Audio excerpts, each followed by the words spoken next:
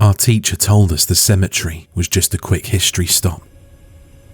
5 minutes of old stones, take a photo, get back on the bus. But the map was wrong. The graves were empty. And the man in the gas mask, he followed us out. I've always had a particular fear for graveyards. I don't know why, possibly because graveyards are full of dead people. Especially when it's dark, those places are creepy. I usually avoid them. As fate would have it, me and my class went to a World War I burial site during an excursion for my class alone. The teacher had found a really cheap graveyard we could visit. Of course, when we get back at school, we'd have to write an essay about it. Now, for the sake of saving your life, I won't tell you which burial site it is. It looks kind of forgotten anyway. We arrived there late in the afternoon due to a delay we had while driving there by bus. The place was creepy as hell, even more so than it would have been if it was just a graveyard. Me and my friend walked ahead of the class, and were at the front gate of the burial site already, peering through the bars of the gate. It was a large, dark area, clearly showing its age. The gravestones were all crumbled, there was vegetation all over, and there was this creepy, crumbled chapel in the middle. The walls around the graveyard looked pretty intact, save for some cracks and missing plaques. Everyone looked at the teacher with a quizzical expression on their faces. Understandable. The place looked haunted. The fact it was situated in a surprisingly quiet forest didn't help me feel calmer. Now stay together, children. We don't want to lose sight of anyone, and please tread quietly. Show respect for the deceased, our teacher said to the rest of the class. Chris, Sinjin, get away from that gate and come back, she suddenly called out to us. Oh, I'm Chris, by the way. Sinjin is my friend. He's kind of a crazy guy, but that's what makes our friendship so strong. We're both crazy. We're both 16, and we were just wearing casual clothes at the time, no school uniform. I've got quite distinctive bleached blonde hair, and he's got jet black hair. We're quite distinguishable in a crowd, especially me. Anyway, back to the story. Now, class, is everyone ready? The teacher asked, way too excited for something like this. The class nodded, and everyone was clearly nervous, me and Sinjin included. Sinjin didn't know about my fear of graveyards, though. We were standing way back. We had to wait for a long time, as the teacher was explaining to us what to do. Me and Sinjin weren't even paying attention. Chris, this place is freaking terrible. I know, it gives me the creeps. What were they thinking when they brought us to this cheap piece of crap? Yeah, this is like... Oh, there we go. Sinjin had to stop talking, and so did I, as the keeper of the graveyard opened the gates, which creaked ominously, after which the class proceeded into this dark place. The keeper was telling stories to our class as we walked. The tension was rising, and everyone was nervous. Except for the teacher, of course. Despite my fear of this place, I was tempted to investigate, and so was Sinjin. We wanted to know more. We wanted to see more. Fear is a strange thing. Makes you curious and frightened at the same time. We subtly moved away from the class slowly. The burial site had 3 sections lying beside each other, each of them separated by a wall. We entered the middle section with the class, and now me and Sinjin were proceeding towards the section on the right, when viewed from above. This is so creepy. So many dead dudes below us right now, Sinjin whispered to me. Yeah, let's see what this place has to offer, I responded. My heart was beating wildly, both from excitement and fright. From what it appeared, the section of the graveyard we headed to was closed once. There were bits of rope and cloth lying at the gates leading into the section, as well as footsteps apparently made with boots. Probably the keeper who removed the rope but forgot to clean it up. There were hints that there used to be a sign above the gates leading into this section, but it was either removed or it just rusted off. We proceeded nonetheless. This section of the graveyard was, well, different and much more eerie. The gravestones looked even more neglected. Some were lacking a name, and there were even gravestones that were completely turned into rubble. There was no chapel here, only a small cottage built from rotting wood. In the meantime, the sun disappeared behind a thick cloud. I was starting to get nervous.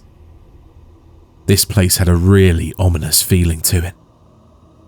St. John then tapped me on the shoulder and pointed ahead of us. "Damn, Chris, you see that?" he whispered as he pointed. There, ahead of us, was a gravestone, partially shattered, but this one clearly had a name on it. "Let's see that from up close," St. John then said, with excitement in his voice. "Oh, St. John, that isn't a good idea. Let's head back," I said. My fear was getting the better of me. Hell, who wouldn't be frightened to death by this place? St. John, clearly. Without even paying attention to what I said, he began walking towards the destroyed gravestone. I tried to stay close to him, but he climbed over the other gravestones with such agility, I could barely keep up with him. I wasn't very athletic. I couldn't really run that fast. He kept going and going, faster and faster, until he suddenly disappeared. I was shocked and instantly called out for him. No answer. I bolted over to the place where I saw him disappear and almost fell into a deep hole.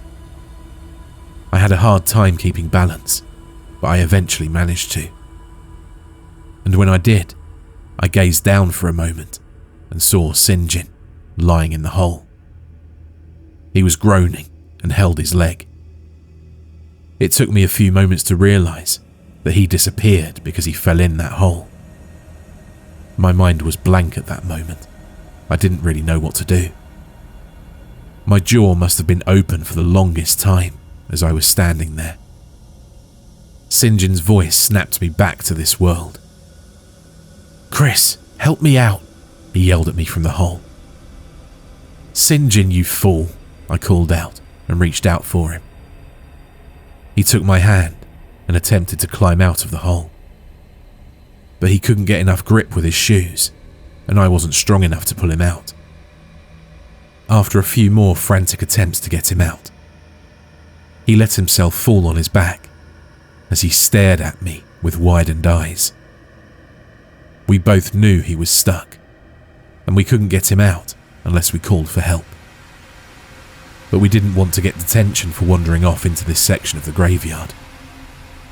I looked around frantically as I was getting a bit panicked. My best friend was stuck, and if we'd call for help, we'd get detention or worse. I looked around, and for a moment, I thought I was going to panic for real, until St. John called up to me. "Chris, go get help. I think I broke something. I'm not going to get out of here unless you call for help," he said with a sigh, as he ran a hand through his black hair, grimacing. I shook my head and continued to look around. I sighed with relief when I saw a man standing in the far distance, next to the cottage we spotted earlier. He had his back turned to me, and from what I could tell, was wearing a coat and a hood. I figured he was the gravekeeper and was just standing outside having a smoke or something. While I looked at the man, St. John talks to me too. "What is this hole anyway? There are 2 footprints in here and they aren't mine," I heard him say before I turned my head to speak to him again. "St. John, I see someone. He isn't from our school. We can get you out without getting into trouble, I said before walking off. St. John kept talking, but I didn't hear much other than Doug and inside and stuff. It was awfully quiet as I approached the man. Only the sound of the wind blowing through the trees kept the place from being silent. I couldn't even hear our class anymore. I called out to the man. Sir, hello, could you help me? I asked as I walked towards him, past the gravestones, leaves rustling below my feet. No answer. I was close enough now to see that the man wasn't smoking a cigarette. His coat looked dirty and old and had a few holes. He had his arms folded and just stared at the wall in front of him. Sir? I asked again and reached out to tap him on the shoulder. He was very tall, about 7'1", so I had to reach up. But before I even managed to touch the man, I heard St. John shouting behind me. Chris, come help me, I'm almost out, he yelled at me. I turned around and saw him trying to crawl out of the hole, but he clearly couldn't do it alone. He'd made it quite far though. I turned away from that man and ran to help St. John out of the hole. He told me he probably broke his ankle as it hurt very much. I helped him up and let him wrap an arm around my shoulders so I could get him out of there. I didn't want to be in this bit of the cemetery any longer than I had to. That's when my eyes turned to the man again. I almost wanted to scream. I wasn't shocked about the fact he stood turned to us, but his face scared me more. Or rather, his lack of a face. He was wearing a grey gas mask with 2 filters, a small one where his mouth would be and a larger one on the chin. Below the mouth filter, I saw something that looked like the clasp of a belt. Even though I couldn't see his eyes, I was certain he was looking at us. I told St. John that we'd better go. We progressed slowly out of the area, but St. John's injury slowed us down.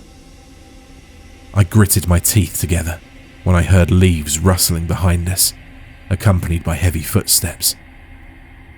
I urged St. John to go quicker. Once we limped out of the forbidden area, we were immediately greeted by the angry face of the graveyard's keeper and the worried face of our teacher. We wondered where you were. What happened? She asked, and approached us, looking at St. John's foot. He told her he probably broke his ankle. Our conversation was interrupted by the gruff voice of the keeper. Well, time's up, I'm afraid. I really hope you learned something from your stay at this cemetery. Any questions? He asked, standing behind me and St. John now. One of the students raised their hand. Yes, young man, the keeper asked. Who's that behind you? The student said in a rather nervous voice. I turned my head around. The first thing I saw was the confused expression on the keeper's wrinkled face. But when I saw who was standing behind him, I couldn't help but to yelp, wrapping both of my arms around St. John. It was the masked man. The keeper turned around as a nervous murmuring began to arise amongst the students. What are you doing? Get back into your hut. The visitors aren't gone yet, he yelled to the masked man, who just stood there silently. I couldn't tell who he was looking at. I, the teacher, and St. John backed off a bit. The keeper paused for a moment before continuing. It's not your shift yet. A sudden reaction made the class scream in horror as the gas mask man reached for the keeper's throat with his right hand. All around, the cemetery leaves were suddenly blown up into the air. I screamed as well, and St. John and I backed off. The teacher pulled us both back. The keeper made all sorts of choking sounds as the masked man pushed him down to the muddy ground of the graveyard, his face starting to turn red. I screamed again, looking from the choking keeper to the masked man. Tears began to well up in my eyes as I was scared to death. It wouldn't be long before the graveyard keeper stopped struggling. All of the students started to run towards the exit of the graveyard, screaming in fear. The teacher pulled us along, but I had to help St. John with walking, slowing us down. I looked back one more time to see the keeper lying on the ground, with the gas mask man slowly walking towards us. His expressionless face turned right at us. I urged St. John to go faster as we exited the cemetery, heading towards the waiting bus, tears streaming down my cheeks as I feared for my life. This truly was a nightmare come true. The other students were nervously banging on the side of the bus. The driver opened the doors and everyone ran in like a pack of wild animals. The teacher left me and St. John as she ran ahead into the bus. "Come on, St. John, we're going to be left behind otherwise," I urged him again, as I fought to hold back my terrified screams as I shook uncontrollably. Once we arrived at the bus's entrance, I helped St. John get in before I looked back at the cemetery's entrance. The masked man walked through the gates and was still coming for us. But, to my dismay, he began to run. I screamed again at the sight before St. John pulled me into the bus. The doors weren't even closed yet, and the driver hit the gas. The bus drove off. I was dragged into the bus and set down on one of the seats as the door closed behind me. I lost all sense and reason and started to cry, scared out of my wits. The driver quickly made his way out of the forest, and I calmed down significantly when I saw that the sky was no longer obstructed by trees. During the ride, the teacher made numerous calls to warn the authorities and informed us that we all got a week off from school to process the shock. I never want to return to that place ever again. In the same week, the police investigated the graveyard we'd visited. They found the dead body of the keeper, but said there was no trace of a masked man. They also informed us that the burial site wasn't marked on any other map, except the one the keeper himself provided our teacher with. Most of the graves were empty, and almost none of the names on the gravestones matched those of actual World War I soldiers. Long story short, I finally understand why the place was in such poor condition, and I think we're not done yet. This is all just getting started. I hope you enjoyed tonight's terrifying creepypasta.